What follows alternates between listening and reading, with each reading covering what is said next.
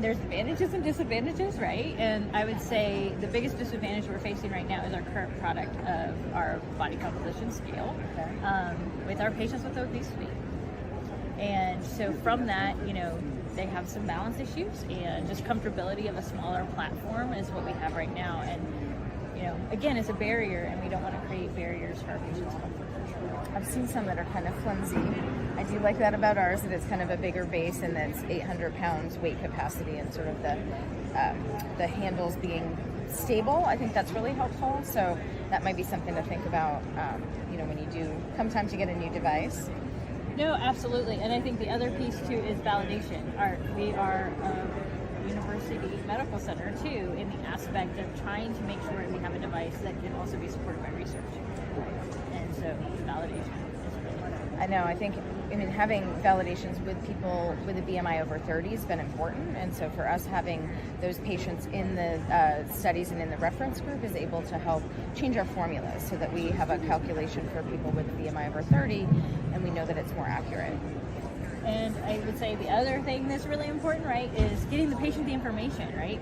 You know, you're asking them to do this, and they want to see the whys and the hows and what it looks like. And so, you know, without having to go and scan the document into the medical record and give them that information. Yeah. So I've seen some where they print out all the information, and people have to take a picture of it or scan it, upload it to the chart. So I do like having a cloud-based software where you can, you know, go into the room, pull it up next to the patient, screenshot it, throw it into their medical record, and email it to them. So that might be something that's helpful for you. Absolutely, because at least they can go back and refer to an email versus a piece of paper, which notoriously, right, everyone loses. Right, and trending. You know, I think you have the one piece of paper, and then do they ever find it again? So I like having the ability to sort of trend, because that's really where this is helpful. The one shot, one data point gives some information, but we're really looking at over an intervention or after they have bariatric surgery, what's happening to their body composition over time. So I think that's helpful. And how often do you recommend, like, to repeat a body composition? So we recommend no sooner than about 4 to 6 weeks.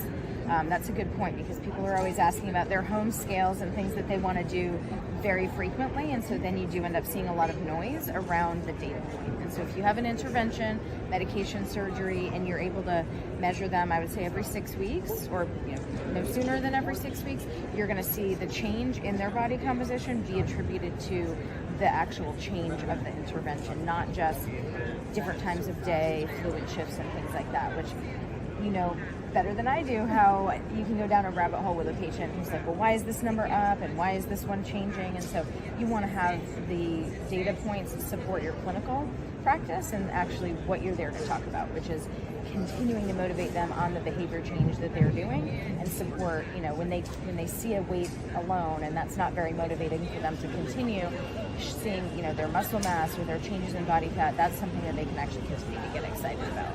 No, absolutely, because they want to see it, but they don't always like to see it too. So the clinician has to be able to speak to it and not. Well, yeah, do you want to do a measurement? Let's go. Okay.